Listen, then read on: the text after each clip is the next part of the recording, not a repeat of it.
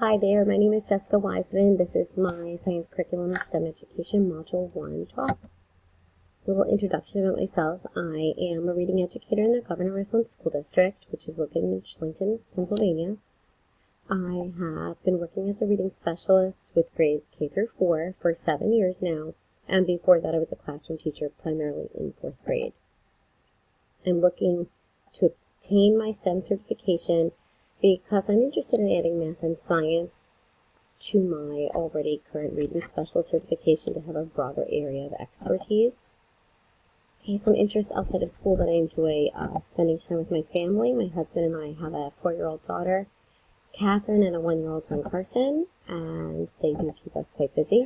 If I do have any extra time, I enjoy reading new books, and we love to travel. Our children love to visit Disney World, so we go there often, and the beach and other fun places.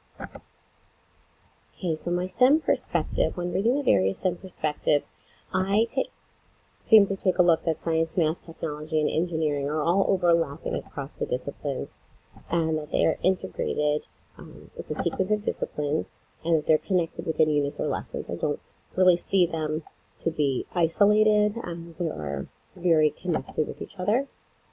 This diagram I have found really illustrated how I believe STEM lessons to look, where you have overlapping between science and math or technology, engineering, to help solve a problem, where you are looking at inquiry or different critical thinking and problem solving skills.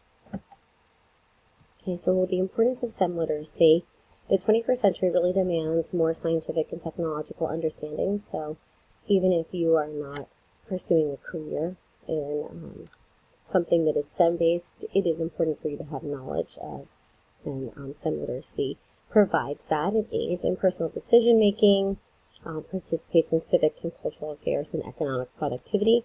It also better prepares students to face challenges of a science and technology-driven society, which is definitely where we are and where we're headed. Some desired outcomes of STEM education is that it prepares the next generation of scientists and innovators, which is definitely important to keep up with other countries. It helps to expand the number of capable students in the STEM workforce. It increases science literacy for all, and in general just prepares students for post-secondary success, even if it's not in the realm of STEM.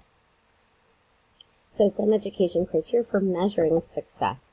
Well, first off, test results are an easy, measurable way, but doesn't always provide enough accurate information. So we're not just looking at test results, although that is an easy way to measure success. STEM success also goes with interest and motivation. Students get the joy at discovering something new, being creative, and innovating, and creating a culture of innovation, and all of those, in addition to a commitment to ethical behavior and shared interests of humanity.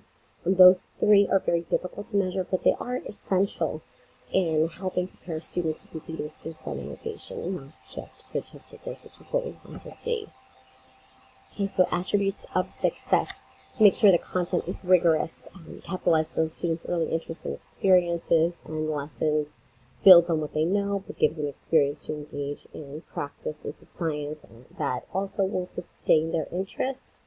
And it allows them opportunities to think on their own, and allows them to, in essence, fail and figure out what was not successful, and to go back, revise it, and change it so that they do find success. Okay, some educational practices of STEM education.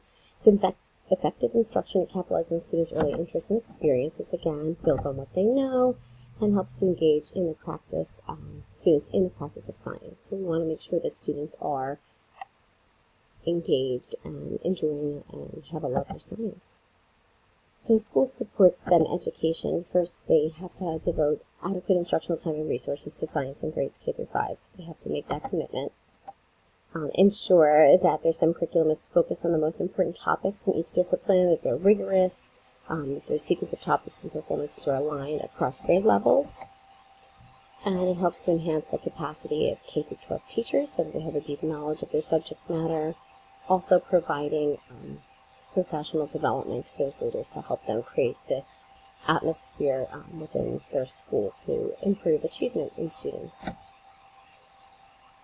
how STEM education incorporates. To incorporate it into my classroom, I plan to provide students with the opportunity to explore, problem solve, and inquire. I would like to encourage curiosity and persistence in students' work, provide students with problems, allow them to work through the thinking, discovering, make sure that it's less teacher-driven and more student-driven, and keep the project as open-ended as possible, limiting the rules that I give to them, not showing them models of how I think it should be done, allowing them to go off on their own and take their thinking, allow their thinking to take over and really create something on their own. And so my goals for this course is to learn how to implement STEM practices into my classroom,